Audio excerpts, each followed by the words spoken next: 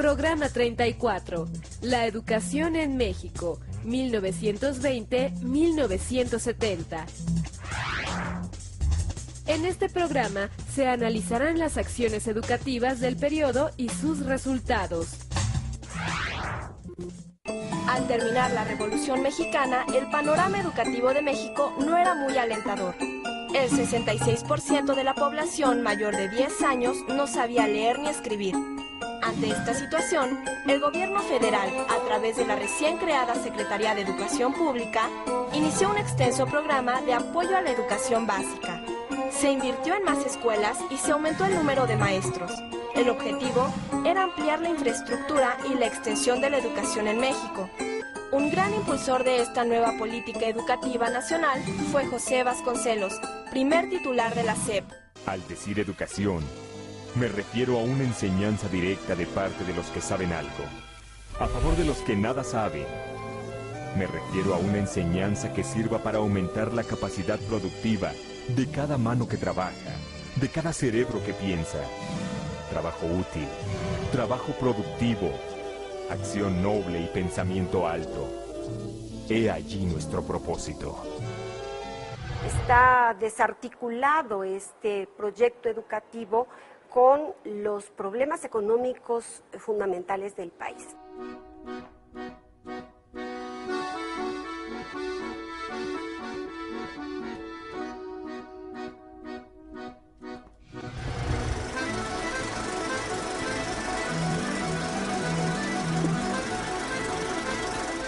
En 1920 es muy importante, es un año donde se inicia la etapa de reconstrucción económica, política de nuestro país. Después de los años armados, después de la lucha armada de la Revolución, va a iniciarse una etapa de reconstrucción nacional. Los principales problemas de tipo económico es la reconstrucción fiscal, financiera, industrial en el país, pero por otro lado también es un momento en que se piensa que hay que construir la nación, ¿no? En el ámbito educativo, para 1920, un grupo de universitarios encabezados por Vasconcelos va a proponer al Congreso la creación de la Secretaría de Educación Pública como un sistema nacional que permitiría entonces resolver la problemática educativa. En ese año, en 1920, se inicia entonces un debate interno entre la élite ilustrada y política por definir entonces el rumbo del país. Los problemas educativos que se van a visualizar entonces tienen que ver con el alto índice del analfabetismo, sobre todo de las masas campesinas. Por otro lado, hay una gran carencia de profesores y de escuelas. Los propios profesores no están preparados de manera exclusiva para atender esta demanda de analfabetismo y no hay los recursos financieros para poder instrumentar el proyecto educativo. Estos son rasgos en general muy problemáticos de 1920, pero el proyecto educativo no puede pensarse nada más en los problemas en el 20, también tenemos que pensar en los problemas de los 30, después del crack financiero del 29, después de la gran depresión económica de 1929, en nuestro país se reformuló el proyecto educativo. Sí, en los años 20 se pensó en alfabetizar a los campesinos, que es la población mayoritaria de los analfabetas. Se instrumentó la educación rural. A partir de 1929, 30-31, se va a reformular este proyecto y se va a ajustar. Sí, la educación rural va a ser el eje importante, pero también se va a buscar entonces la industrialización del país. Entonces, había que hacerlo, que los campesinos dejaran de ser campesinos. ¿Cómo? A través de la educación. Y había que capacitarlos para que pronto ingresaran a la industria nacional del país, que era lo que requería los años 30. En 1940, el porcentaje de analfabetismo entre la población mexicana apenas se había reducido en 8% respecto a 1921. A 20 años de iniciada la política de alfabetización, se había logrado avanzar muy poco. Durante las 3 décadas siguientes, el porcentaje de analfabetismo se redujo más rápidamente y para 1970, alrededor del 73% de la población sabía leer y escribir.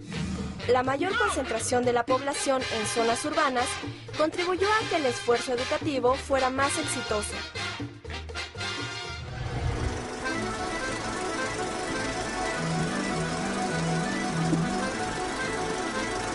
Para alfabetizar a los campesinos, a los obreros, a los indígenas, que es la masa mayor de analfabetas en nuestro país, se van a utilizar recursos, muchos recursos del gasto público federal, ¿no?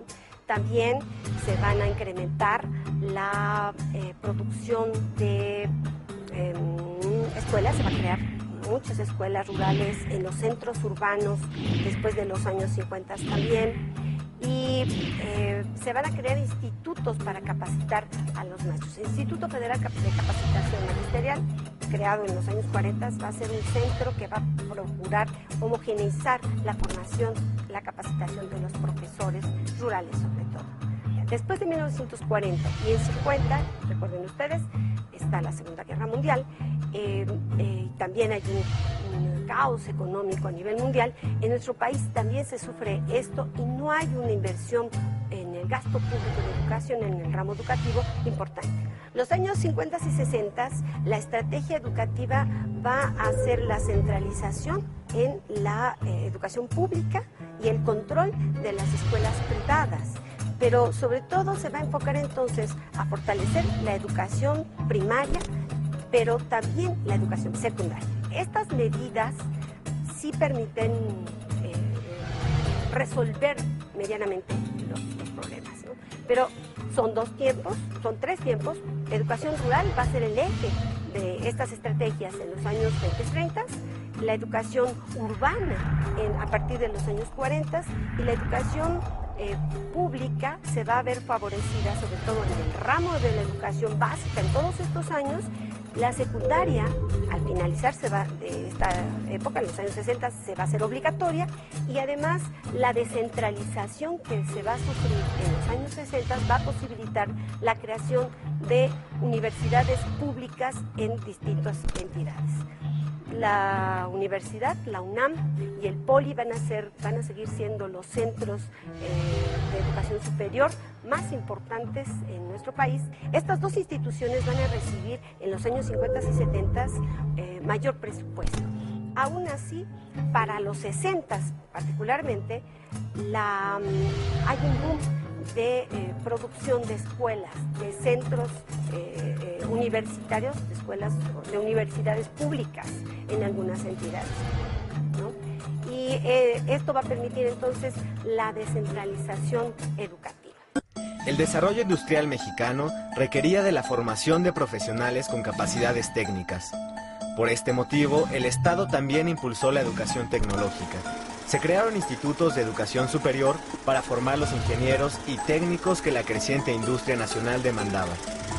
La fundación de universidades e institutos tecnológicos amplió la oferta educativa y contribuyó a la formación de cuadros de profesionales y técnicos.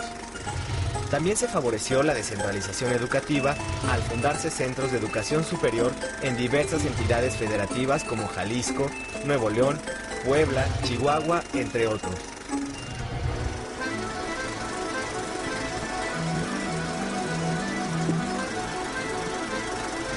A más de 50 años de haber instrumentado todo un sistema educativo público a nivel nacional, con las características antes descritas, en 1970 es un año en el que hay muchos retos aún por resolver.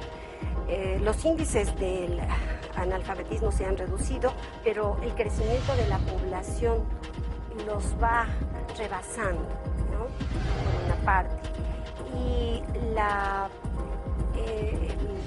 discordancia, está desarticulado este proyecto educativo con los problemas económicos fundamentales del país. Aunque hay todo un intento, no se ha logrado del todo, como en países como Japón, Estados Unidos y otros, Rusia misma, en donde la educación tiene un objetivo netamente económico, además del humanista, que es el que se ha pretendido hacer en este proyecto educativo. Los retos fundamentales son el rezago tecnológico y científico que hay en nuestro país. Ni la empresa privada ni la empresa pública han logrado resolver esto, ni el sistema educativo. Entonces es un reto que se tiene que resolver de alguna forma y bueno, en los primeros años de la década de los 70 se va a crear CONACYT con esta intención, ¿no?, para poder resolver tal cosa. Y se van a crear otras instituciones para tratar de subsanar estos problemas no resueltos hasta entonces. Los instrumentos que se requieren para salir de estos retos que tiene la educación en nuestro país en los 70 van a ser formulados en una nueva perspectiva económica. El modelo de desarrollo industrial pensado desde el inicio de los años 20, francamente desde el inicio de los años 30, va a entrar en crisis, ¿no? Y va a comenzar lentamente la economía a bajar y aunque hay una buena inversión económica en el gasto público, la crisis anula entonces la capacidad efectiva de este presupuesto educativo. Los gobiernos posrevolucionarios aumentaron la oferta educativa e impulsaron la educación básica. Uno de los ejes de la política educativa fue la disminución del porcentaje de analfabetismo. En 1970, el rezago tecnológico y científico y la cobertura insuficiente eran los principales retos del sistema educativo mexicano.